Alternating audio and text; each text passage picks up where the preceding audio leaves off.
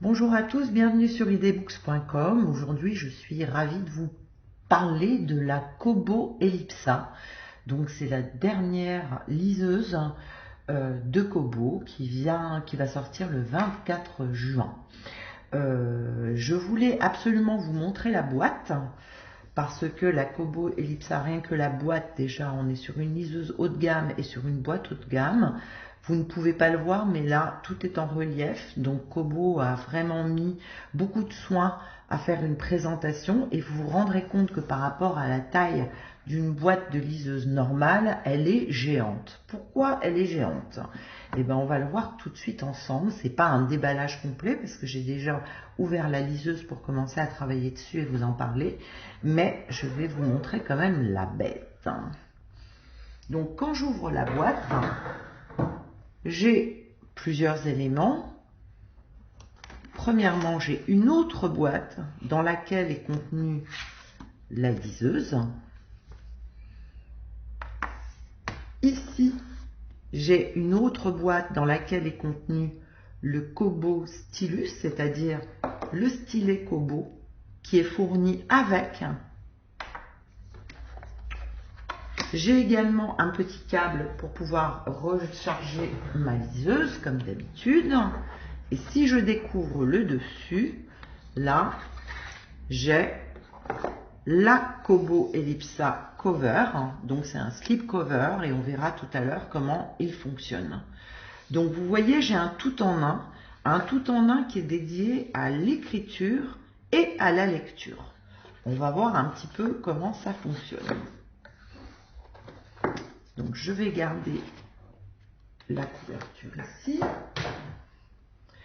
Et on va se concentrer tout d'abord sur la liseuse, qui est une liseuse de très grande taille, puisqu'elle fait 10 pouces.3 .3.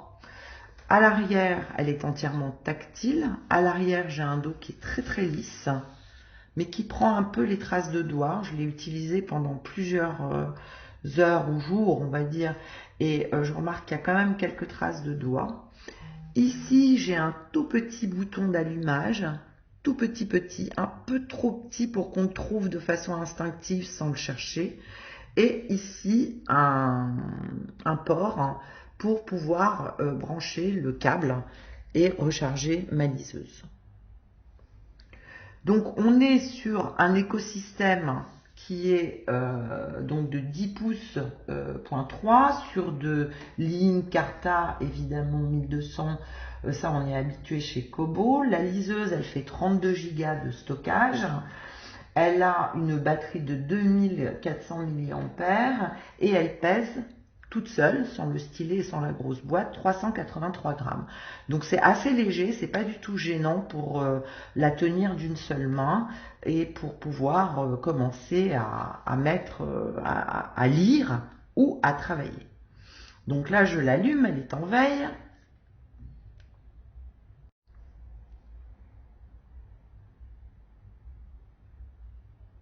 Donc là, je suis sur ma liseuse. Donc moi, je suis gauchère, donc je préfère la tenir comme ça. Je retourne là. Et donc, je suis à la fois dans mon environnement livre, évidemment. Comme d'habitude, j'ai mes livres. J'ai l'accueil pour la librairie si je veux télécharger mes livres. Et puis, j'ai une option ici, mes carnets, que nous allons voir. J'ai également la possibilité d'importer mes e-books et mes documents .doc ou PDF par exemple via ma Dropbox. Et là, je voudrais faire un petit arrêt sur cette histoire de la Dropbox parce que j'ai eu beaucoup de mal à comprendre de façon intuitive comment je pouvais activer la Dropbox sur la liseuse. Donc, pour activer la Dropbox sur la liseuse, d'abord, il faut solliciter la liseuse en activant Dropbox. Là, je l'ai déjà fait, donc je ne peux pas vous le montrer. Ensuite, vous avez un code qui s'affiche. Puis, vous devez aller sur votre ordinateur ou votre tablette ou votre smartphone et vous connecter à kobo.com/Dropbox. Et là, vous devez activer votre compte Dropbox si vous l'avez, saisir le code que la liseuse vous a transmis, et puis ensuite commencer à synchroniser, une fois que vous avez mis vos fichiers sur lesquels vous voulez travailler ou vos e-books dans l'écosystème Dropbox, vous faites synchroniser, et là, ça synchronise donc les documents de votre ordinateur, par exemple, à la liseuse. Donc j'espère que j'ai été claire, mais je pense que je ferai peut-être un article sur eDBooks, rien que pour expliquer ça, parce que je trouve ça un peu galère, entre nous soit dit. Donc une fois que je suis sur Dropbox, j'ai donc téléchargé 2 documents.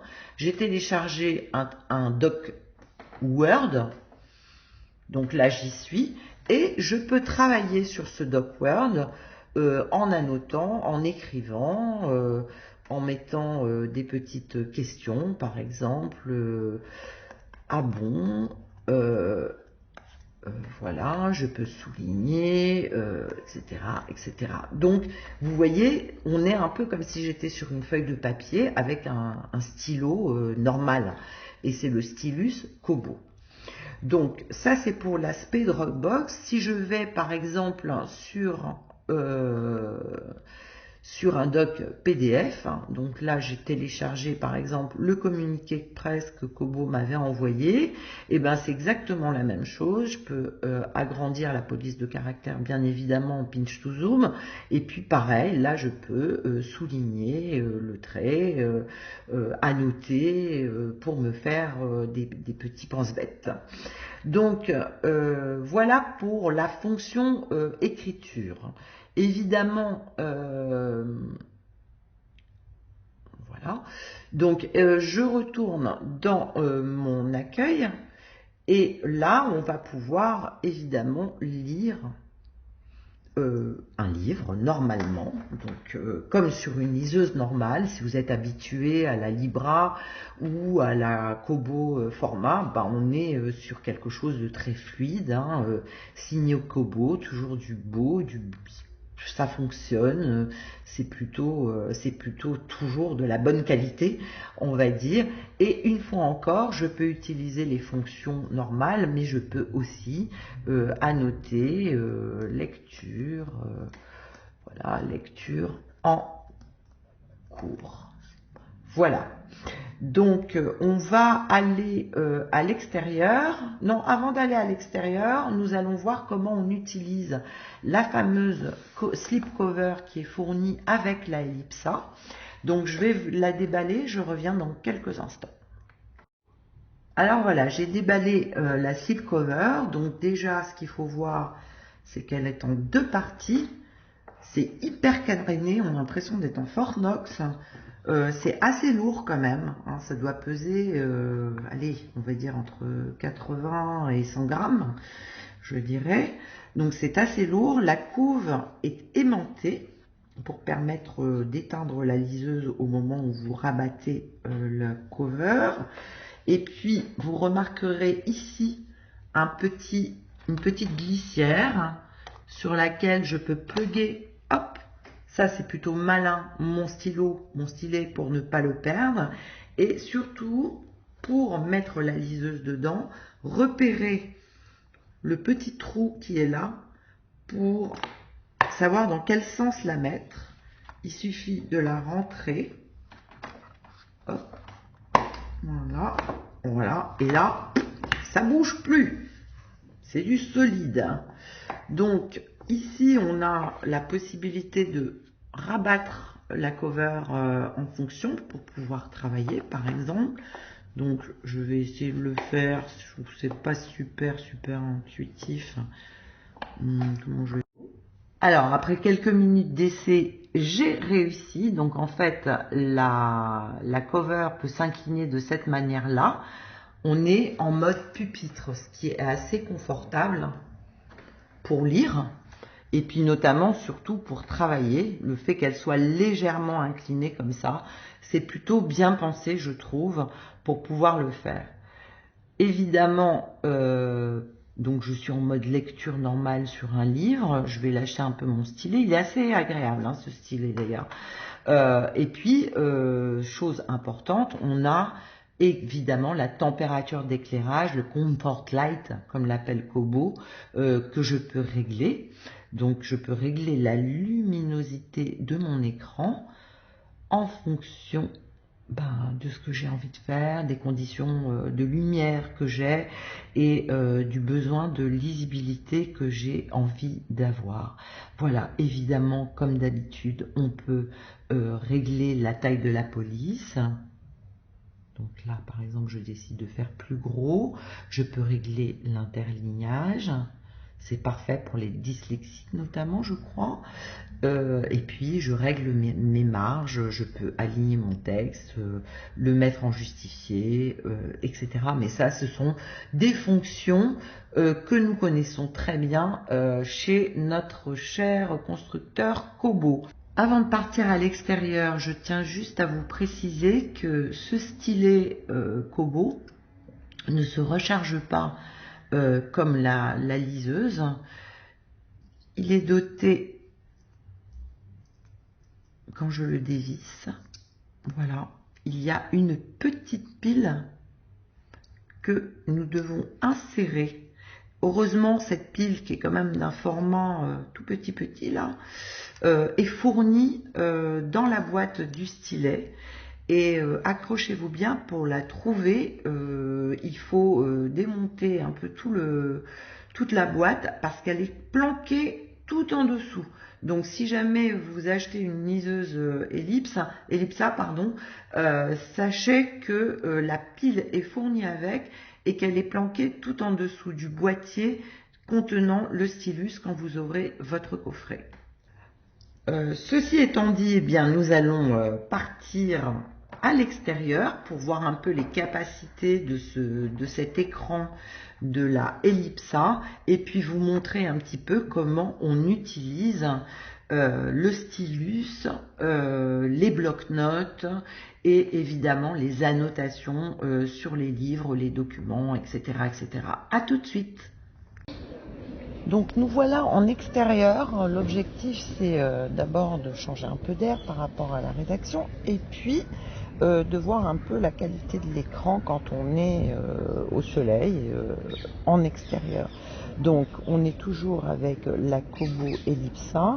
On va s'attarder de façon assez rapide sur la librairie. Donc on a évidemment la librairie Kobo pour choisir ses lectures. On a la zone Mes livres dans lesquels je peux entrer.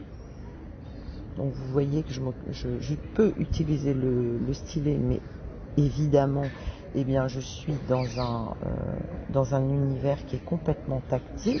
Donc je vais commencer le livre que je suis en train de lire. Donc, comme d'habitude, on a un écran qui, ma foi, est de très belle qualité. Le tactile fonctionne parfaitement bien. Et ce que je voulais vous montrer, donc, c'est l'utilisation du stylus Kobo pour pouvoir souligner des choses, annoter. Donc là, par exemple, hop, j'ai souligné. Là, je peux entourer un mot. Voilà. Et puis, je peux écrire aussi. Hop. Voilà. Donc, comme vous l'aurez compris, c'est surtout un appareil qui est très intéressant pour les personnes qui aiment énormément annoter, retrouver leurs annotations sans avoir à taper sur un écran comme on peut le faire, parce que le surlignage et les annotations, etc.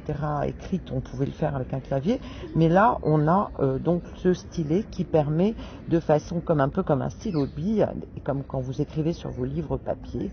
Vous pouvez tout à fait écrire. Donc je peux continuer ma lecture. Évidemment, j'ai toujours les mêmes fonctionnalités. Je peux aussi surligner un mot, ajouter une note, donc ça c'est en tapant sur l'écran, et faire une recherche.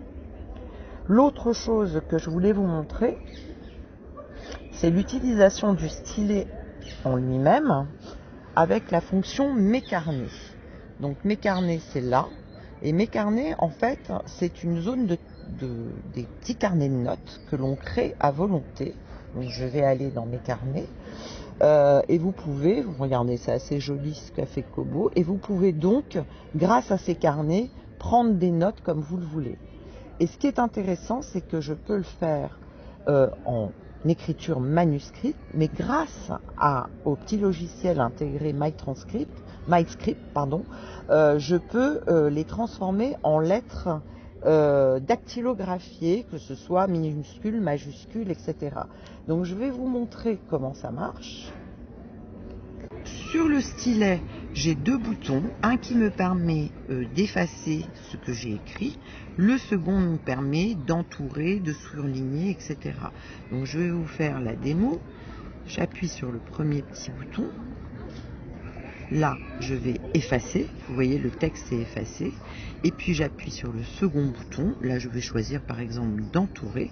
Et vous voyez, ça a surligné. Le texte est légèrement grisé, donc c'est surligné. Ensuite, une fois que j'ai créé mon carnet de notes, je peux le garder sur ma liseuse, mais également, je peux le mettre dans Dropbox. Et puis,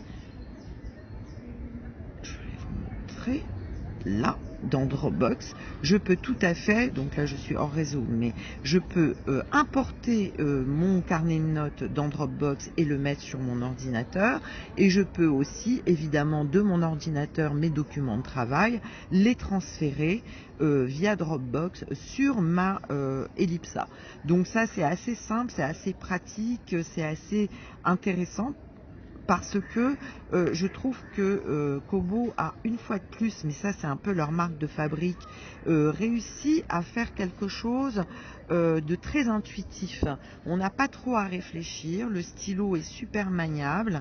Maintenant, si vous cherchez un appareil avec des fonctionnalités extrêmement poussées, c'est peut-être pas là-dessus qu'il va falloir vous tourner. En tous les cas, moi, je trouve que la Ellipsa est un bon produit, c'est quelque chose de qualité, l'écran est top.